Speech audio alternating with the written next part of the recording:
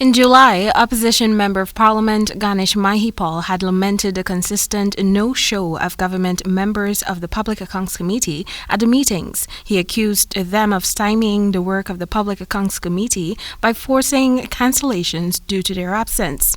However, Government Chief Whip Gail Teixeira told Nightly News that the decision to abstain from the meetings was so that a strong message could be sent to members from the opposition's bench that the government PAC members will not be strong-armed into the assessment of the reports. We had tried to discuss in the committee the not combining the years 2019 and 2020, as both years are aberrations in that they follow the no confidence motion, and therefore the expenditure of money that's not approved by the House was a serious issue, and by combining it and trying to rush it through, it would not be appropriate. We tried in discussion in the committee. I wrote a letter to the chairman. He rejected my letter. We write again, and we decided, we will not be bullied.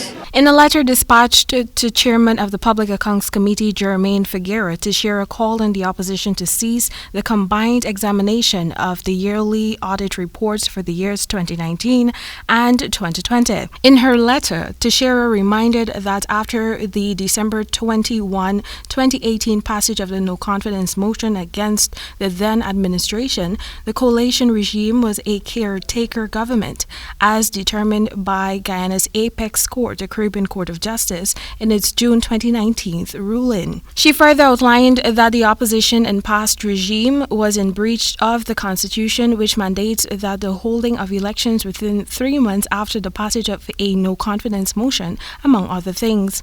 Mahipal opined that the basis on which Teixeira had asked for the discontinuation of the merged examination of the reports are irrelevant to the committee. All of those things have nothing to do with the Public Accounts Committee.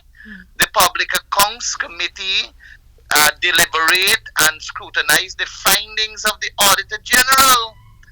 And the Auditor General brings out a report on his findings. And that report for 2019 and 2020 is before the House. No part of our examination has to do with when elections were held and who was spending and who wasn't spending. It has to do with the manner in which the spending occurred. Pertaining to the way forward for the meetings, the Chief Whip indicated that her side of the membership do not intend to change its position. We will see what happens when we come back from the Parliament, but we've made it very clear in writing that these 2 years are aberrations and therefore must be treated separately and not be combined. And the Auditor General did them separately as well. A quorum at the Public Accounts Committee meetings requires 5 members, 2 representing the government, 2 representing the opposition, and the chairperson. Temika Rodney reporting for the HGP Nightly News.